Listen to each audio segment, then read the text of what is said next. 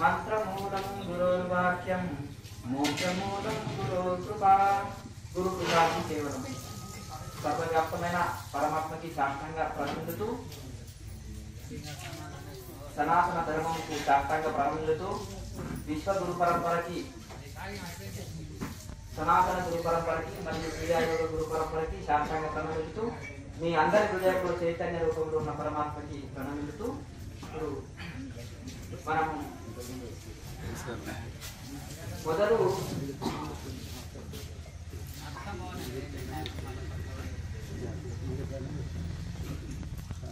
శంకరాచార్య సమాజంలోకి ఎందుకు వచ్చారు చెప్పండి. శంకరాచార్యులు 5వ ఏటనే ఇల్లు వదిలిపెట్టి వెళ్ళిపోయారు. వెళ్ళి భారతదేశం అంత పాదచారి అయి తిరిగి తిరిగి తిరిగి తిరిగి నర్మదా నదికి 3 సంవత్సరాల 13 రోజుల 3 సంవత్సరాల 3 నెలల 13 రోజులు పడుతుంది నర్మదా నదికి ప్రదక్షిణ.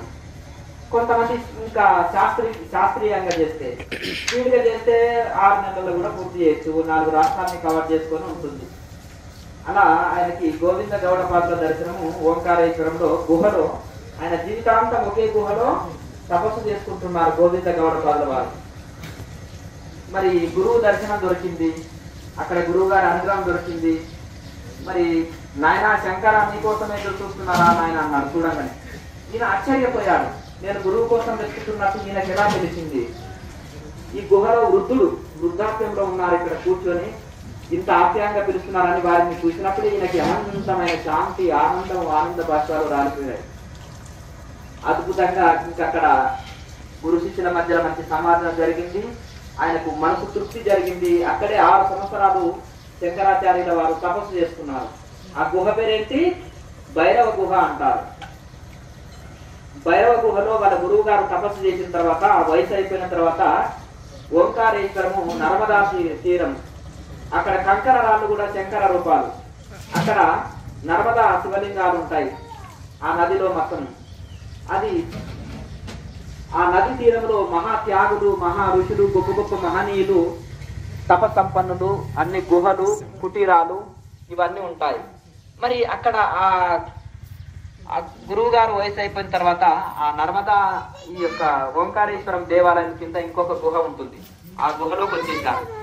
నేను మొదలు తపస్సు చేసిన గుహ ఖాళీ ఉంది, అక్కడికి వెళ్ళి తపస్సు చేసుకోని ఆయన అంటే 6 సంవత్సరాలు ఏకదాటిగా తపస్సు చేసిన తర్వాత వారు పరిపూర్ణులు అయిన తర్వాత అప్పుడు వాళ్ళ గురువు గారు ఆజ్ఞ ప్రకారం అద్వైత ధర్మాన్ని స్థాపన చేయటం కోసం వెళ్ళారు. స్వామి వివేకానంద స్వాముల వారు కూడా రామకృష్ణ పరమహంస వారు 6 సంవత్సరాలు తపస్సు చేయమంటారు. ఒకే పాడుబడిన బిల్డింగ్ లో 6 సంవత్సరాలు ఏకదాటిగా వివేకానంద స్వామి వాళ్ళ గురువు దేహం వదిలిన తర్వాత తపస్సు చేసిన తర్వాత అప్పుడు విదేశాల్లో అవసరం ఉంది వెళ్ళని లైవ్ లో వచ్చాడు వాళ్ళ గురువు గారు, వచ్చి చెప్పారు. తర్వాత సంవత్సరాల యోగి దగ్గరికి ఋషికేశ్ వెళ్తాడు. నా వయసు అయిపోయింది, నేను కాదు ఇప్పుడు నీ గురువు, నా శిష్యుడు బృందావనంలో 100 సంవత్సరాలు ఉంటాయి, ఆయన పేరు విరజానంద స్వామి, ఆయన దగ్గరికి వెళ్ళి నువ్వు వేదాంతంలో నువ్వు ఏ విద్యని ఆశించి వచ్చినావో అది అక్కడ దొరుకుతుంది అని చెప్తారు. నాయన ఇంత లేట్ అయింది దయానంద, నీకోసం ఎదురు చూస్తున్నా, గురువు గారు పంపించారా నిన్న అన్నారు ఆయన. ఇదేంటయ్యా, ఆయనకు 2 కళ్ళు లేవు, గట్టిగా గాలి వచ్చి కొట్టుకుపోయే శరీరం ఉంది, 2 కళ్ళు లేవు, వృద్ధుడు చిన్న గుడిసెలో ఉన్నాడు, నన్ను ఎలా గుర్తించాడు అని అన్నప్పుడు ఇక అక్కడ వచ్చిన తర్వాత 10 గంటలు విద్య చెప్తాను, పుస్తకం లేదు, పెన్ను లేదు, ఏం లేదు, మననం చేయాలి, దాన్ని శ్రవణం చేయాలి. మొదలు చెప్పిన తర్వాత శ్రవణం చేసి ఆ కొండ మీద ఉంది కదా ఆ గోవర్ధన గిరి మీదకి వెళ్ళి చక్కగా కూర్చొని మననం చేయాలి. అక్కడ మళ్ళా 10 గంటల పాఠం నాకు అప్పచెప్పాలి. ఆనాడు నియమాలు అది. 3 గంటలకే చన్నీటితోటే స్నానం చేయాలి, కౌపినంతోటే ఉండాలి, నేల మీదే పడుకోవాలి, ఒట్టిపుట్టనే భిక్ష. ఇక రోజువారి పాఠము రోజు 10 గంటలు చెప్తాను. నాకు నిద్ర వస్తుంది, అలసట, తిండి తిప్పలంటే ఉండదు. అని అంత కఠిన నియమాలతోటి శిష్యుని పర్ఫెక్ట్ చేసిన తర్వాత గురువు గారు నేను దక్షిణ ఏమి ఇచ్చుకోను అని అంటే ఓ 2 లవంగాలు ఇవ్వు అన్నాడు. చేతులు పట్టుకొచ్చాడు కదా, పట్టుకొచ్చిన తర్వాత అక్కడ పెట్టు అన్నాడు కింద. ఏమి ఇస్తావయ్యా నువ్వు నాకు దక్షిణ? ఈ విద్యని అంతా వేద ధర్మాన్ని స్థాపించు, గురుకులాలు కావాలి, ప్రతి ఒక్కరు వేదం చదవాలి, స్త్రీ పురుష చిన్నపిల్లలు వృద్ధులు కుల మత వర్గము భేదం లేకుండా అందరూ వేదము చదవాలి, అదే నా ఆశ. గురువు గారు వయసు అయిపోయినరు, నేను వయసు అయిపోయింది, మరి యువకుడివి నీ వెళ్ళి ప్రచారం చేయాలి, ఈ బరువు నీ మీద ఉంది అని చెప్పినప్పుడు వారు అదే విధంగా వెళ్ళారు. పుస్తకాలు చదివి బాగా మస్తు చెప్తారయ్యా లోడ ఉపన్యాసాలు అని ఆయన వేదాలు కూర్చొని కుంభమేళలో ఒక టెంట్ వేసుకొని చెప్తుంటే అంటారు. అన్నప్పుడు ఆయన కౌపీనం కట్టుకొని 12 సంవత్సరాలు మన హిమాలయంలో అడిసిగడ్డల మీద తపస్సు చేశాడు. కౌపీనమే కట్టుకొని వెళ్ళిపోయాడు, కాళ్ళకు చెప్పులు లేవు, ఏం లేవు, ఋషికేసి వెళ్ళిపోయాడు. చక్కగా అక్కడ తపస్సు చేసి వచ్చాడు. మళ్ళీ వచ్చేసి అప్పుడు వేద ధర్మాన్ని ఆయన ప్రారంభం చేశాడు. ఆయన ధ్యానంలో కూర్చుంటే రాళ్ళు కట్టి నదిలో వేసిన వాళ్ళు ఉన్నారు, వేరే ఇతర మతం వాళ్ళు. చాలా చాలా సమస్యలు అనేది లేకపోలేదు. అట్లా ఈ విధంగా ఆయన వాళ్ళ గురువు గారు చెప్పినట్టుగా ఆ యొక్క ఇప్పటికి కూడా ఆర్య సమాజంలో 3000 గురుకులాలు ఉన్నాయి భారతదేశం మొత్తంలో. స్వామి శ్రద్ధానంద స్వామి అని స్వాతంత్ర సమరయోధుడు, చాలా గొప్ప మహనీయుడు, చాలా గొప్ప మహనీయుడు. కొన్ని మతం మారిన వాళ్ళని కొన్ని వేల మందిని మళ్ళీ మారిపించారు ఆయన. చాలా గొప్ప ఎన్నో గురుకులాలు స్వామి దయానంద సరస్వతి. ఇప్పటి కూడా స్త్రీలు కూడా వేదం చదవచ్చు, చిన్నపిల్లలు వృద్ధులు అనే తేడా లేకుండా ప్రతి మతం వాళ్ళు కూడా అక్కడ చదువుకోవచ్చు. అంతటా భారతదేశంలో 3000 గురుకులాలు ఉన్నాయి. వారిని ఆదర్శం తీసుకున్న వారే మలయాళ స్వామి. వారిని ఆదర్శం తీసుకొని మనకి ఇక్కడ కూడా ఏర్పేరులో ఒక వేదం అని స్థాపించారు. కానీ మాయా ప్రభావం కలియుగ ప్రభావం ఇప్పుడు తాండవిస్తుంది కాబట్టి ఆ మహనీయులు స్థాపించిన నియమాలు కానీ పద్ధతులు కానీ ఇప్పుడు ఉండవు. కానీ ఆర్య సమాజంలో మాత్రం ఉన్నాయి అవే నియమాలు, అవే పద్ధతులు. ఇక మన తెలుగు రాష్ట్రాలంటే మాయ ఎక్కువ ఉంది, ఇక్కడ ఉండేదే భక్తి తక్కువ. అది ఎవరో మహనీయులు వచ్చి స్థాపించి పెడితే మళ్ళీ మాయవాళ్ళు వచ్చి పీఠాధిపతులు అవుతారు. అర్థం. ఇక కనుక అదే పరిస్థితి. నిజంగా ఆ గురువుల ఆశయాలు నెరవేరిస్తే చాలు, మనం కొత్తగా కనుక్కోనక్కర్లేదు, కొత్త చేయవలసిన అవసరం. వాళ్ళంతా ధనం మూట పెట్టారయ్యా, దాన్ని తీసుకొచ్చి ఖర్చు పెట్టడానికి మన సొమ్ము ఏం పోయింది? భక్తులు అన్ని తెచ్చారు, ఇక్కడ బియ్యం పప్పులు వండుకొని తినడానికి ఏముంది, మనం తినాలి, 10 మందికి పెట్టాలి. అది కూడా తేడా కాకపోతే ఎట్లా?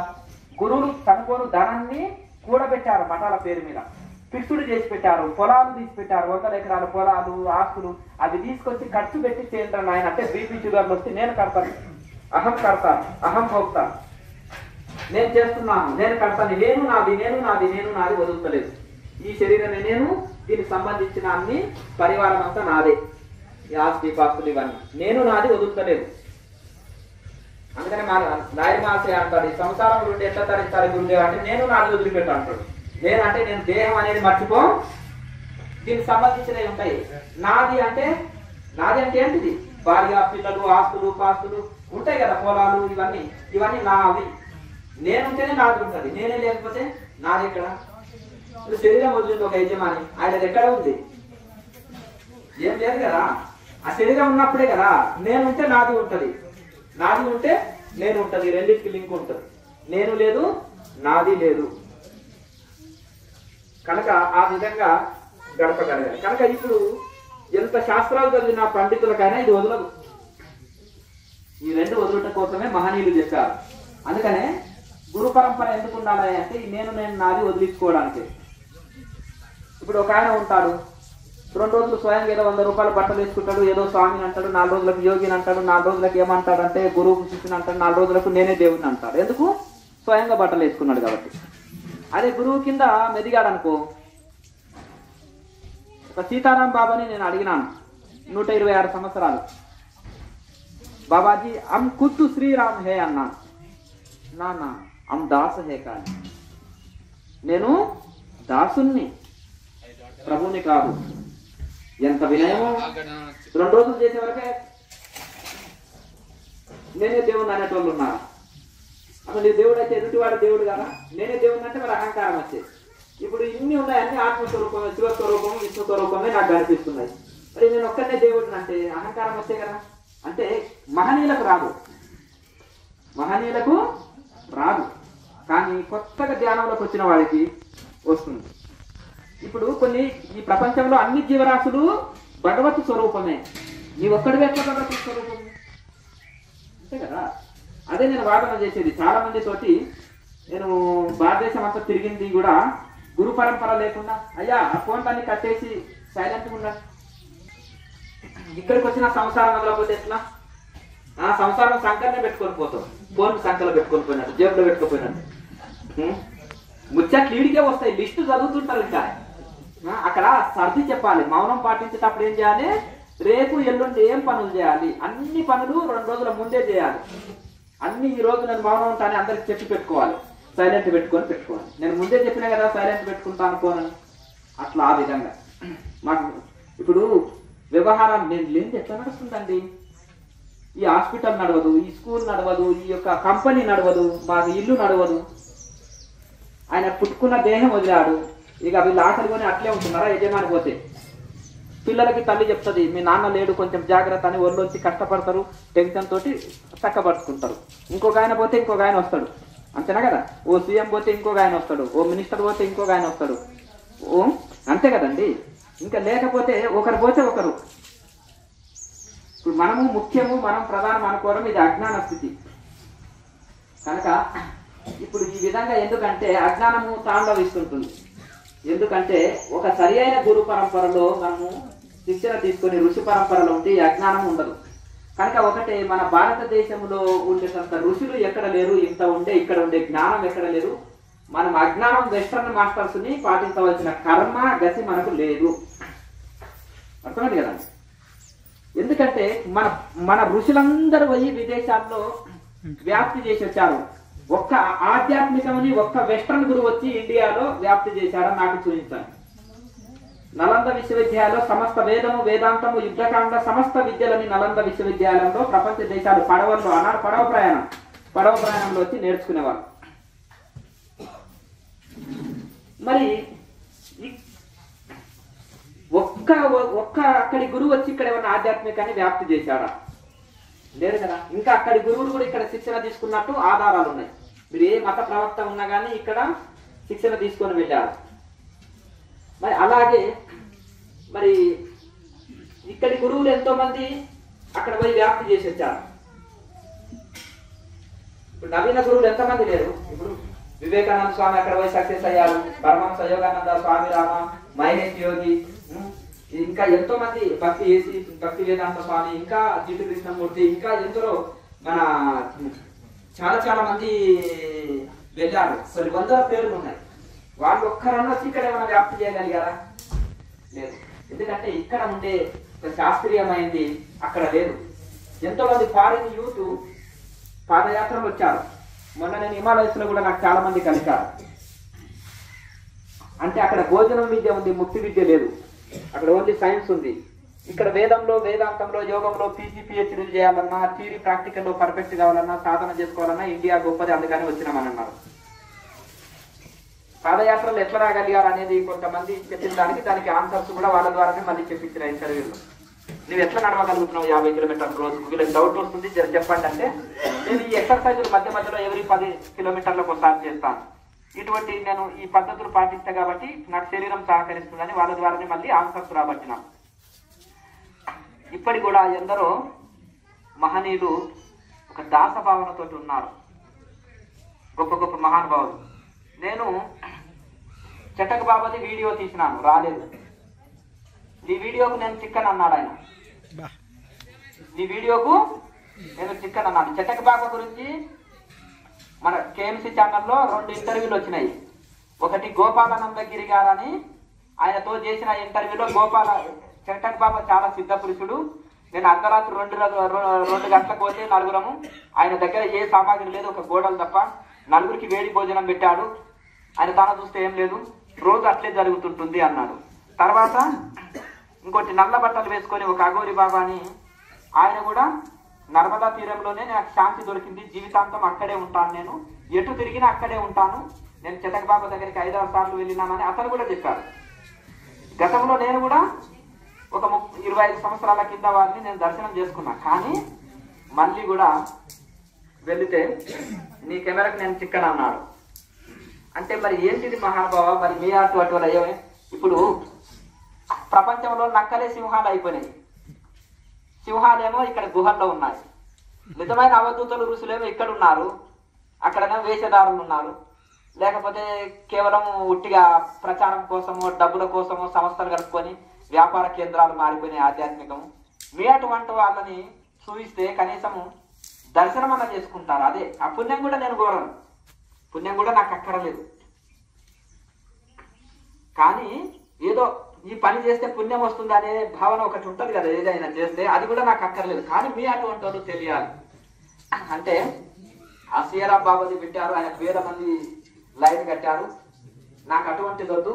ఇది కూడా ఒక అక్షయ పాత్ర లాగా సాధు సత్పురుషులు ఇక్కడ ఏమి దొరకదు అరణ్యంలో వాళ్ళు వస్తారు కనుక వాళ్ళకి నాకు అతిథి, వాళ్ళు నా కుటీరానికి వచ్చిందంటే వాళ్ళ అతిథి కాబట్టి వాళ్ళకి నేనేదో భోజనం పెట్టాలనే ఉద్దేశంతో ఆ విధంగా నాతోటి జరిగిపోతుంది ఆ విధంగా. కానీ ఇది ప్రదర్శన కోసం చేసేది కాదు, ఇది కాదు, నాకు అది అక్కరలేదు. కనుక నువ్వు గతంలో చూసినావు, ఇప్పుడు చూసినావు, మనసులో పెట్టుకో. నీకు నాకు మానసిక కనెక్షన్ ఉండాలి తప్ప భౌతికమైంది అక్కరలేదు. ఇది ఎవరికి తెలియని అక్కరలేదు. వచ్చే వాళ్ళు వస్తారు, పోయే వాళ్ళు పోతారు, అంతవరకు అని చెప్పారు. కనుక అట్లా ఆ విధంగా ముగ్గురు, నాకును వాళ్ళ బాబా 100 సంవత్సరాల పైబడిన వాళ్ళు వీళ్ళంతా కూడా. నాకును వాళ్ళ బాబా, మౌని బాబా, చటక్ బాబా, ఈ ముగ్గురు ఒకే లైన్ లో ఉంటారు, వేరు వేరు ప్రాంతాలు. కానీ అట్లా ఈ విధంగా వాళ్ళు ఎందుకంటే ఇంతమంది రహస్యంగా అక్కడ వాళ్ళు రహస్య సాధన చేసుకుంటూ ప్రపంచానికి తెలియకుండా ఉన్నారు. కనుక నిజమైన ఋషులేమో ఇప్పుడు పిచ్చి వాళ్ళ లాక్కున్నారు. కనుక ఎవరైనా నేను వీరుని శూరుని అని చెప్పుకోరు. ఎందుకంటే ఒక మంచి గురువు దగ్గర శిక్షణ తీసుకొని ఒక ఋషి పరంపరలు ఉన్న వాళ్ళు దాసభావనతో ఉంటారు. శంకరాచార్యులు శివానందల హరిలో నాకేం తెలియని పసిబాలుడిని, అమాయకుడిని అని ఎంత దీనంగా వర్ణన చేసుకున్నారు. అలాగే సౌందర్య లహరిలో అమ్మవారిని చిన్న పసిబాలుడు లాగా, తల్లికి పసిబాలుడు లాగా ఎంత చక్కగా వర్ణించుకున్నాడు. జస్ట్ నేను సంకల్పిస్తేనే శివుడే నా తోటి వచ్చి మాట్లాడతాడో లేకపోతే నేను దర్శనం పొందగలుగుతాను అనే వాళ్ళ ప్రగల్భాలు పలికారా? లేదు కదండి. అట్లా వాళ్ళని చూసి ఏం నేర్చుకోవాలి అంటే ఇది ఎలా అంటే మహా నిండుగా పండున్న చెట్టు వంగి ఉన్నట్టుగా, తల వంచి ఉన్నట్టుగా, అలా ఆ మహనీయులతోటి మనం పొందే ఆదర్శం ఇదే. మహాశక్తి సంపన్నులు, తపస్సంపన్నులు, అష్టసిద్ధులు కలిగిన వాళ్ళు వాళ్ళ జీవితంలో ఎంతో తపస్సులు చేసి కూడా ఇంకా అమాయకంగా ఏమి తెలియని ఒక పసిబాలుడు లాగా వాళ్ళ ప్రవర్తన ఉన్నది. రామకృష్ణ పరమహంస చరిత్రలో కూడా ఎక్కడైనా ఆయన ప్రగల్భాలు పలుకుతాడా? లేదు కదా. అట్లా ఆ విధంగా వాళ్ళ నుంచి నేర్చుకునేది అదే మనం. ఇప్పుడు మనకు ప్రారంభంలో పుస్తక రచన అనేది చాలా ఉపయోగపడిందా? పుస్తకాలు చదివి వచ్చేవాళ్ళు క్లాసు. అప్పుడు కూడా అప్పుడు పుస్తకాలు చదివి ఇంతమంది వచ్చేవాళ్ళు.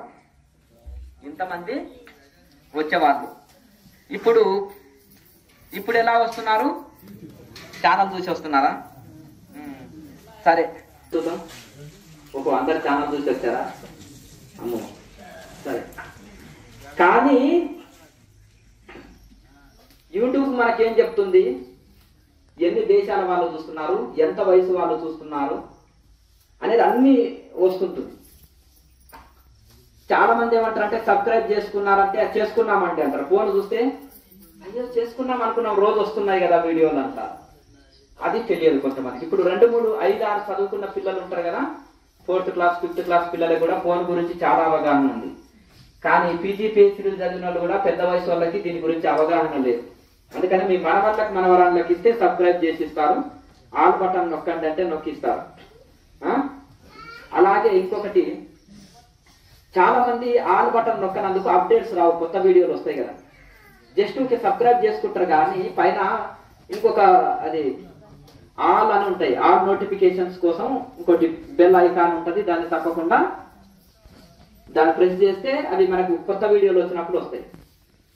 అప్పుడు మనకు ఏంటంటే మంచి మంచివి ఎంతో సమాచారం మనకు తెలుస్తుంది, లేదంటే మిస్ అవుతాయి. లేకంటే మనం ఫోన్ ఓపెన్ చేసినామంటే లోక వార్తలు వింటాం.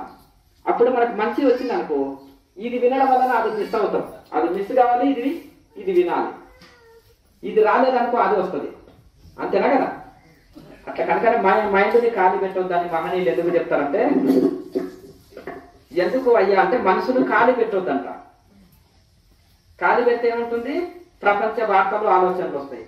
దాన్ని బిజీ చేసేయాలి. ఎట్లా బిజీ? ఆధ్యాత్మికంగా ధ్యానం చేయి, సేవ చేయి, మంచి గ్రంథం చదువు, మంచి ప్రవచనాలు విను. ఎటు తిరిగి ఆధ్యాత్మికం వైపే ఉండాలి. ఆడినా పాడినా ఆధ్యాత్మికం వైపే ఉండాలి. దాన్ని బిజీ చేసేస్తే ఇంకా ఇతర ఆలోచనలు రావు, ఇతర ఇంకా ఏమి మనకు ఇది కలగవన్నమాట. కనుక మనల్ని బిజీ చేసేయాలి. అందుకని ఇటువంటివి మీరు తప్పకుండా ఆవుల బట్టను ప్రెస్ చేసి ఉంచండి. ఇప్పుడు ఇదంతా మీ విజయం. యూట్యూబ్ వాళ్ళు ఈ యొక్క మనకు ఇదంతా చూసినందుకే మనకు అయితే ఇది 3 నెలలు అయింది వచ్చి. మేము హిమాలయస్లో ఉన్నాం కదా, సరే 2 నెలలు అయిపోయింది అనుకుంటూ వచ్చేసి. ఇదంతా కూడా 1,00,000 మంది సబ్స్క్రైబర్లుగా అయితే ఇది ఇస్తుంది అనమాట. యూట్యూబ్ పంపించినట్టున్నారు వాళ్ళు. ఇదంతా కూడా మీ విజయమే.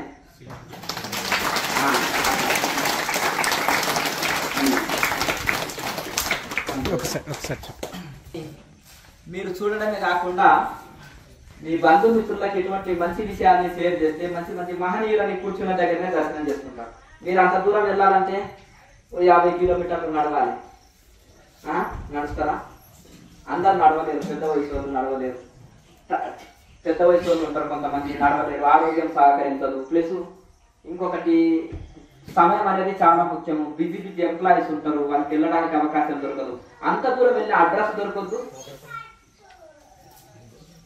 ఎక్కడో ఉంటారు, ఆ పక్కనే ఉంటారు. 4 కిలోమీటర్ల అడవిలో ఎవరు చెప్పరు వాళ్ళ గురించి. పోయి తెలుసుకోగలుగుతారా? తెలుసుకోలేదు కదా. అడ్రస్ దొరకాలి, పోవాలి. అడవి చూస్తే భయపడతాం, తప్పిపోతానేమని. మనకు సహాయం చేయాలి, వాళ్ళని తీసుకెళ్లి చూపించాలి అడవుల్లో. మరి ఎంత ప్రయాసం. అటువంటి వాళ్ళని మనం కూర్చున్న ఇంటి దగ్గరనే దర్శించుకుంటున్నాం. అవునా? కొంతమంది ఏదో మాట్లాడినాం, పుస్తకంలో రాసినాం, కానీ వాళ్ళకి అదే మళ్ళీ నేను ఇంటర్వ్యూలు ఎక్కడంటే ఒప్పుకోరు. అట్లా అందరూ ఒప్పుకోరు. అట్లా వాళ్ళకి ఇష్టం ఉండదు, రహస్యంగా ఉంటారు. అలా ఆ విధంగా మీరు చూడడమే కాకుండా మీ బంధుమిత్రులకి దాన్ని షేర్ చేయడం కానీ, దాన్ని చూడడం కానీ ఎక్కువ మందికి అందాలి. ఎక్కువ మందికి అందాలి. నేను కోరుకునేది ఏంటంటే నిజమైన ఋషులని పరిచయం చేయాలి. నిజమైన ఋషులు అందరికి తెలియాలి. నిజమైన ఋషి విద్య అందరికి అందాలి. అది ఉచితంగా అందాలి. అది కూడా అజ్ఞానము, అసలైన విద్య అందకపోతే అజ్ఞానమే అందుతుంది. అర్థం కదా? సింహాలు లేవనుకో అరణ్యంలో, నక్కనే సింహం అయి కూర్చుంటాయి. నక్కలన్నీ సింహాలే, ఏ ఏరియాకి ఆ ఏరియా. అంతే కదా? కనుక నిజమైన ఋషులు ఎవరైతే ఉంటుందో ఎక్కడ ఉన్నా కానీ, ఏ సంస్థలో ఉన్నా ఒక ఋషి ఉండాలి. ఋషి ఉంటే లాభం ఏంటిది? నిస్వార్థ సేవ చేయగలుగుతాడు. నేను గొప్ప అని చెప్పుకోడు. ఆ ఋషులు చెప్పింది చెప్తాడు. కృష్ణ పరమాత్మనే సాక్షాత్ ఏమన్నాడు? ఇది ఉపనిషత్తు సారమయ్య అర్జున అన్నాడు. ఇది కృష్ణ గీత చెప్పలే, భగవద్గీత. ఇది ఉపనిషత్తు సారం అన్నాడు. వివేకానంద స్వామి, శంకరాచార్యులు వీళ్ళంతా ఏం చెప్పారు? నేను చెప్పేదంతా ఉపనిషత్తు సారం అన్నారు. నేను కొత్తగా క్రియేటివ్ చేసి కనుక్కొని చెప్తలేదని చెప్పారు. అవునా? ఇప్పుడు 2 రోజులు ధ్యానం చేయలేదు, నా బుర్రలోకి వచ్చింది, నేను క్రియేటివ్ చేసినా, నేను క్రియేటర్ని అంటాడు. అవునా? మరి దానికి ఏమైనా ప్రమాణ గ్రంథమే ఉందా అంటే ఏదో ఆత్మాండ్ వాళ్ళు రాసిన ఇంగ్లీష్ పుస్తకాన్ని చూస్తారు ప్రమాణంగా.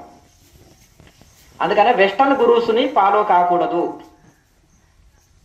మీరు ఏదైతే సనాతన ఋషులని ఫాలో కాకపోతే ఎంత నష్టమో, వెస్టర్న్ గురువులను ఫాలో అయితే అంత గొప్ప. అంటే ఇప్పుడు సనాతన ఋషులని అనుసరిస్తే ఎంత గొప్ప లాభమో, వెస్టర్న్ వాళ్ళని అనుసరిస్తే అంత గొప్ప నష్టం. ఇవి శాస్త్రీయత లేనివి. సైన్స్ వరకు ఓకే, అంతవరకే. కానీ వీళ్ళు ఈ యొక్క ఆధ్యాత్మికంలోకి వాళ్ళు బోధించే అర్హత లేదు. అసలు అవి శాస్త్రాలు కూడా కాదు. కనుక మీరు ఈ యొక్క సనాతనమైన ఉపనిషత్తులని, పతంజలి సూత్రాలు, 108 ఉపనిషత్తులు, అలాగే 72 గీతలు ఉన్నాయి, భగవద్గీత లాంటివి. ఇటువంటివే చదవాలి, ఇవే ప్రమాణంగా తీసుకోవాలి, ఇటువంటి బోధనలే వినాలి. కనుక మన దగ్గర ఉండే స్పిరిచువాలిటీ ఏమైనా తక్కువ ఉందా? ఇప్పుడు వివేకానంద స్వామిని కొన్ని కోట్ల మంది ఫాలో అవుతున్నారు. అక్కడ ఎన్నో బ్రాంచీలు చేశాడు ఆ కాలంలో. వాళ్ళ దగ్గర విద్య ఉంటే బ్రాంచ్ చేయనిచ్చే వాళ్ళ అసలు మనం డిమాండ్ చేశారు. అందుకని అక్కడ బ్రాంచీలు తయారైపోయినాయి. పరమహంస యోగానంద గారు విదేశాలు వెళ్ళినప్పుడు కూడా మనకు స్వాతంత్రం రాలే ఇంకా. మరి అయినా అక్కడ బ్రాంచీలు ఓపెన్ చేసి ఇప్పటి కూడా అంత చక్కగా నడుస్తున్నాయంటే చెప్పండి. అక్కడ శాస్త్రీయత ఉంటే ఇన్ని టెంపుల్స్ కట్టారు, ఇన్ని శాస్త్రాలు వాళ్ళు గొప్పగా. ఎక్కడ ఏ సంస్థలో అయినా కానీ ఇంగ్లీష్లో క్లాసులు చెప్తే ఫారినర్సే వేల సంఖ్యలో కూర్చుంటున్నారు. యోగాలో కానీ, మెడిటేషన్లో కానీ, సత్సంగాల్లో కానీ, వేదాంతంలో కానీ. ఋషికేశ్లో వెళ్ళండి, యోగంలో వేదాంతంలో పిహెచ్డీలు చేస్తున్నారు. అది తెలుసుకోండి మరి దాని గొప్పతనం. ఎంతో మంది అక్కడ యూత్ కూడా ఇది అనుసరిస్తున్నారు. పాదయాత్రలో వచ్చి ఇక్కడ వాళ్ళు ఇక్కడ ఈ దేశాల్లో వచ్చి ఈ విద్యని అభ్యసిస్తున్నారు. విదేశాల్లో ఆధ్యాత్మికం అనేది అసంపూర్ణము, దాన్ని అనుసరించకూడదు. కొన్ని సంస్థలు అదే పనిగా భ్రష్టు పట్టిస్తున్నాయి. ఉత్తర భారత్లో నడవదు, ఒప్పుకోరు. కానీ మన సౌత్ ఇండియాలో ఏమవుతుందంటే తెలియదు దీని గురించి. ఏది ప్రమాణం తీసుకోవాలి, ఏది శాస్త్రము, ఏది డమ్మీ, ఏది ఒరిజినల్ తెలియదు. ఒక రైతుకు వ్యవసాయ సామాగ్రి కానీ, వ్యవసాయ మందులు కానీ వాడుతుంటే ఆయనకు తెలుస్తుంది. ఒక టీచర్కు స్కూల్లో ఎట్లా మెరుగు విద్య అనేది కనుక్కోగలుగుతాం. ఒక ఇంజనీర్కి అతని ఫీల్డ్ లో అతనికి అవగాహన ఉంటుంది. ఒక మేస్త్రికి ఒక ఏ క్వాలిటీలో కట్టాడనేది ఇంజనీర్ ఒక చూస్తే దాన్ని చెక్ చేసి దాన్ని ఏ క్వాలిటీతో నిర్మాణాలు జరిగినాయని చెప్పగలుగుతాడు. ఏ పనిలో కానీ వాళ్ళు ఇప్పుడు మంచి అమ్మగారికి భోజనం పెడితే ఇంట్లో ఉప్పు తక్కువైందా, కారం తక్కువైందా, లేకపోతే ఎట్లా అయిందా అనేది మంచి వంట చేసిన వాళ్ళు అయితే ఎంబడే చెప్పేస్తారు ఆ భోజనం. అలాగే ఏ పనిలో పర్ఫెక్ట్ ఉన్న వాళ్ళు అందులో ఇది ఏంటిది ఇది అనేది చెప్పగలుగుతారు, తెలుసుకోగలుగుతారు. ఇప్పుడు ఎట్లా అయిపోయిందంటే గుడ్డు వచ్చి కోడికి శిక్షణ ఇచ్చినట్టు అయిపోతుంది. ఉంటుంది కదా, కోడి గుడ్డు వచ్చి కోడికి శిక్షణ ఇచ్చినట్టు అయిపోతుంది. అవి వచ్చిన వాడు మనకు తెలియదు. వాడు 2 రోజులు ధ్యానం చేశాడా, లేకపోతే ఏం పుస్తకాలు చదివాడు, ఎవరిని అనుసరిస్తున్నాడు, ఏం చేస్తున్నాడు, మాయమాటలు మస్తు చెప్తారు. అర్థమైంది కదా, అది ప్రమాణంగా తీసుకోవచ్చు. అందుకని చక్కటి పరంపర ఉండాలి, చక్కగా ఇది ఉండాలి. ఇప్పుడు ఈ కాలంలో విద్యావంతులు ఉన్నారు, మహా విద్యావంతులు ఉన్నారు, కానీ వాళ్ళకు స్పిరిచువల్ నాలెడ్జ్ లేదు. బిజినెస్ లో మహా స్కిల్స్ ఉన్నాయి. ముఖేష్ అంబానీ తను పోయి ఆధ్యాత్మికం గురించి అడిగితే చెప్తారా, జీరో నాలెడ్జ్. బిజినెస్ స్కిల్స్ చెప్పు, అన్ని ఫోన్లను పడగొట్టి జియోని ఎట్లా హైలైట్ చేయాలని చెప్తాడు. ఎంబడే ఆయనకు ఆ నాలెడ్జ్ ఉంది. 100 సంవత్సరాల నుంచి పాదుకొని పోయిన అన్నిటిని పడగొట్టేసి ఒకటే చిన్న టెక్నాలజీ. విదేశాలు ఏం టెక్నాలజీ వాడుతున్నారు, నేను ఏది వాడాలి, వీళ్ళందరినీ నేను ఎట్లా క్లిక్ కావాలి, ఫ్రీ ఇవ్వాలి 6 నెలలు, మొత్తం టోటల్ గా ఎట్లా కస్టమర్స్ పెంచుకోవాలి, ఆ బిజినెస్ స్కిల్స్ తెలుసు. కానీ అతనికి స్పిరిచువాలిటీ తెలియదు. అతని నుంచి స్పిరిచువాలిటీ కాదు ఆశించేది, బిజినెస్ స్కిల్స్ ఆశించాలి. అర్థమైంది కదా. అలాగే ఈ యొక్క ఆధ్యాత్మికం ఎందుకు మరి మిస్లీడింగ్ అవుతుందయ్యా అంటే, మహా సెలబ్రిటీలు కానీ, పొలిటికల్ వాళ్ళు కానీ, సినిమా వాళ్ళు కానీ, మహా విద్యావంతులు కానీ, ధనవంతులు కానీ, వీళ్ళకి ఆధ్యాత్మిక నాలెడ్జ్ లేదు. కాబట్టి వీళ్ళు బాగా ఇంగ్లీష్ చదువుకొని మాయ మనసులు అంతా ఏం చేశారంటే, జాబ్ చేస్తే ఏమి ₹1,00,000 కంటే ఎక్కువ నౌకరీ లేదు, కొన్ని వేల కోట్లు సంపాదించవచ్చు ఆధ్యాత్మిక గురూజీ అయితే అని ఏం చేస్తున్నారంటే, వీళ్ళు ఇంగ్లీష్ లో స్పీచ్లు ఇచ్చేసి డైవర్ట్ చేసి మన శాస్త్రాలు బోధిస్తలేరు, వెస్టర్న్ పుస్తకాలను తీసుకొచ్చి రుద్ది యూత్ ని ఎంటర్టైన్మెంట్ ప్రోగ్రామ్లతో ఆకట్టుకొని మిస్లీడింగ్ చేస్తుంది. దీని రహస్యం ఎవరు దీన్ని గుట్టు విప్పుతలేరు, చెప్పలేకపోతున్నారు. స్వామీజీలు కూడా మౌనం వహిస్తున్నారు. పీజీలు పిహెచ్డీలు చేసి మహా చదువు విద్యావంతులైన వాళ్ళు మరి మమ్మల్ని ఎక్కడ తొక్కి పడేస్తారో అన్నట్టుగా వాళ్ళు సైలెంట్ అయిపోతున్నారు. అర్థమైంది కదా. కనుక ఒక మనిషి ఆర్థికంగా ఉంటే ప్రపంచంలో ఎవరు ఢీ కొట్టలేరు అతన్ని. ఓ ఆధ్యాత్మిక సంస్థ కానీ, ఒక దేశం కానీ ఆర్థికంగా గట్టి ఉంటే ఎవరు ఢీ కొట్టలేరు వాళ్ళు. అందుకనే ప్రతి సంస్థ ఏం చేస్తుందంటే ఆర్థికం మీద పుంజుకోనికే ప్రయత్నం చేస్తుంది. ఆర్థికంగా ఉన్న వాళ్ళు ఏది చెప్పినా సత్యం అవుతుంది. అవుతుందా కాదు? ఏమో బీదవాడు చెప్తే ఇంత ఎవడను, మరి ఏదైనా గురువు హెలికాప్టర్లో వచ్చి చెప్పిండు అనుకో, అంతేనా కదా, నమ్ముతారా నమ్మరా? మరి కనుక శాస్త్రాన్ని శాస్త్రంగా తీసుకోండి అయ్యా. ఆధ్యాత్మికంలో డబ్బు రుద్దకండి. నేను పదే చెప్తాను, మీకు బాగా చదువుకున్న వాళ్ళు కావాలనుకుంటే మీ జిల్లా కలెక్టర్ని గురువు చేసుకో. ఆయనకు ఆధ్యాత్మికం లేదండి అంటారు. మరి నువ్వు ఆధ్యాత్మికం కావాలనుకుంటే మరి వాళ్ళ తనకి నీకెందుకు? ఆధ్యాత్మిక గురువుతో అనుకోవాలి. మా గురువు 4 PhDలు చేసిందని ఆయన దానికి ఎందుకు వస్తావు? 4 PhDలు వాడు కావాలన్నా, నీకు ఆధ్యాత్మిక వ్యక్తి కావాలన్నా? మరి నాకు బాగా మా గురువుకు చాలా అంటే 4 హెలికాప్టర్లు ఉన్నాయి, 1000 ఎకరాల పొలాలు, మొత్తం ప్రపంచం అంతా శిష్యులు అంటే నువ్వు ఆస్తులు చూసిపోతున్నట్టే బిల్ గ్రేట్స్ చేసుకో శిష్యుని గురువుని. ఎట్లయితే ఎక్కువ ఆస్తులు ఉన్నాయి కానీ నువ్వు ఆస్తి చూసిపోయినావా, లేకపోతే నువ్వు అతన్ని ఒక అమ్మాయిని ఇచ్చి చూడాలనుకుంటా అనుకోండి, 1000 కోట్లు ఉన్నాయి నపుంసకుడు, ఇచ్చి చేస్తారా? ఏమై నువ్వు ఆస్తిని చూసి చేసుకుంటున్నావా లేకపోతే వంశోద్ధారణ కోసం చేసుకుంటున్నావా? ఇది చూడండి. అందుకనే అదే మనకు కావాల్సి ఏంటిది, గురువు దగ్గర చూసేది భౌతిక విద్యలు. అది కూడా వేదాంతము చూడు, ఆధ్యాత్మిక విద్యలు చదివితే మంచిది ఇంకా గురువు. కానీ ఈ భౌతికమైన పీజీలు పిహెచ్డీలు సంపదలు ఈ ఆడంబరాలు ఇవి చూసి ఇంతమంది అంతమంది ఉన్న వాళ్ళు గొర్రెలు, నీవు గొర్రెగా మాట్లాడవా? పోయేటోళ్ళు గొర్రెలు, వాళ్ళకి ఏం తెలియదు, జీరో నాలెడ్జ్ ఉంది పాపం, అమాయకుడు వాళ్ళు. ఏదో మాయమాటలకు ఇది అయిపోయింది. ఇక నువ్వు అందరూ వెళ్తున్నారని మనము ఇదే వెళ్ళడమా? మన ఋషులు ఏం బోధించారు, శాస్త్రాలు ఏం బోధించినాయి, దాని ప్రకారంగా మనము ఫాలో కావాలి. దాని ప్రకారం వెళ్తేనే మనకు గొప్ప లాభం. కనుక ఎప్పుడైనా కానీ మన యొక్క ఋషులు చెప్పిన శాస్త్రాలనే మనము చదవాలి. అదే థియరీ ప్రాక్టికల్ గా మనము అప్పుడు మనకు గొప్ప లాభం ఉంటుంది. సరే, ఇంకా మనం సాధన ప్రారంభించుకుందాము. ఒక శాస్త్రం అర్థం కావాలంటే ఎన్నో జన్మల పుణ్యం ఉండాలి. ఒక మంచి గురువు దొరకాలంటే ఎన్నో జన్మల పుణ్యము ఉండాలి. అలాగే సాధనలో మనసు నిలవాలంటే ఇంకా ఎన్నో జన్మల పుణ్యం ఉండాలి. ఇవి శతకోటి జన్మల పుణ్యంతో ఇవన్నీ మనకు దొరుకుతాయి. కనుక ఏదో మన పూర్వ పుణ్యం ఉన్నందుకే ఈ యొక్క ఒక ఋషి పరంపరలోకి వచ్చినాము, దాన్ని నిలబెట్టుకోవాలి. ఇక్కడ దీనికి మనకు ఏది అవసరం లేదు, దాన్ని అనుసరిస్తూ పోతుంటే అవసరం లేదు. ఋషి పరంపరకి ప్రచారమే అక్కర్లేదు యాక్చువల్గా అయితే, కానీ మనం వాళ్ళని అనుసరిస్తే సరిపోతుంటుంది. రోజు 2 పూటలు సాధన చేయండి. ఇది శాస్త్రీయమైన పద్ధతి, ఋషులు ఆచరించింది కనుక మనం ఋషి పరంపరలో ఉన్నామని మరవకండి. చక్కగా స్థిరమైన ఆశ్రమంలో కూర్చోండి. సాధన ప్రారంభించుకుందాము. 10 దేశాల వాళ్ళు మీరు ఇంగ్లీష్లో క్లాసులు చెప్పండి, ఆశ్రమానికి వస్తామని రిక్వెస్ట్ చేశారు. ముక్తినాథ్లో, ఆది కైలాసులో, ఋషికేశులో, అలాగే మనకు మణిమహేష్ కైలాసులో కలిసిన ఫారిన్ యూత్ ఉంటారు కదా, వాళ్ళు నాకు చెప్పింది ఇదే. ఎందుకు అక్కడ ఉన్నాయి కదా అంటే అన్ని బిజినెస్ సెంటర్స్ అయిపోయినాయి బాబా అంటున్నారు. ఏమి బిజినెస్ సెంటర్స్ అయిపోయినాయి. I don't like business babas అంటున్నారు. అర్థమైందిగా? ఇండియా స్పిరిచువాలిటీ వేరే. మీరేమంటారు? గెస్ట్ ఈజ్ గాడ్ అంటారు. నేనేమంటా అతిథి దేవోభవ కదా, గెస్ట్ ఈజ్ గాడ్ అంటాను. దేవుడి దగ్గర లంకం తీసుకుంటామా? లేదు కదా, గెస్ట్ ఈజ్ గాడ్ అంటాను నేను, అతిథి దేవోభవ. మరి అంతా కనుక మరి మీలాగా లేదు కనుక మాకు ఇష్టం లేదు అక్కడ వెళ్ళడానికి అని చాలా మంది చెప్పారు. సూతం భవిష్యత్తులో ఆలోచించడము ఇదేం లేదు. నార్త్ ఇండియన్స్ ఉన్నారు కదా, హిందీ వాళ్ళు, మీరు హిమాలయంలో సన్యసించారు, ఆది శంకరాచార్య పరంపరలో సన్యసించారు. ఆది శంకరాచార్య పరంపరలో అద్వైతం ధర్మంలో సన్యసించారు. మీరు ఇక్కడ జూనాకాడలో భారతదేశం చాలా పెద్దది, ఇక్కడ మీరు ఇందులో సన్యసించారు. మరి నార్త్ ఇండియాలో బ్రాంచ్ చేసుకోక అక్కడ ఎందుకు వెళ్ళినామంటే మా గురువు గారి ఆజ్ఞ ప్రకారం వెళ్ళినాను, నా కోరిక లేదు.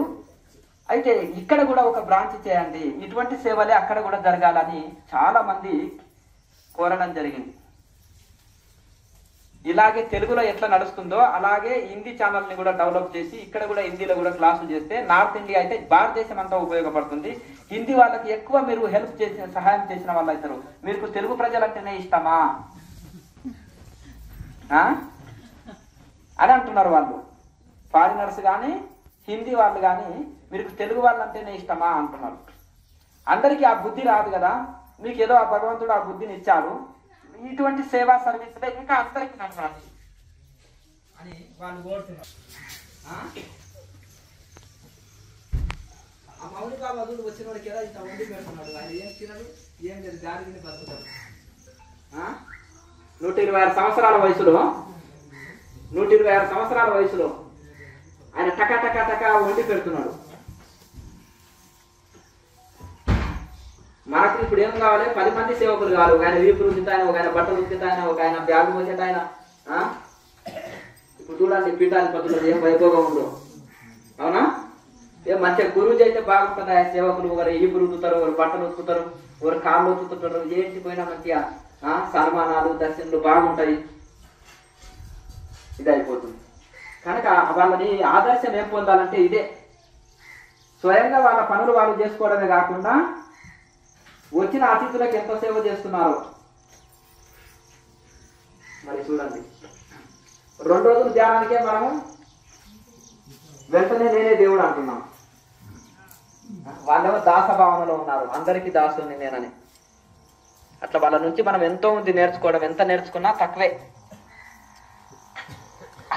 కనుక మనము ఈ అంతా చేయించుకునేది గురువులే, భవిష్యత్తులో వాళ్ళే చేయించుకోవాలి. మనం సేవకులం మాత్రమే. అది వాళ్ళు ఎంతో మంది కోరారని చెప్పినాను కదా హిందీ రాష్ట్రాలలో కానీ.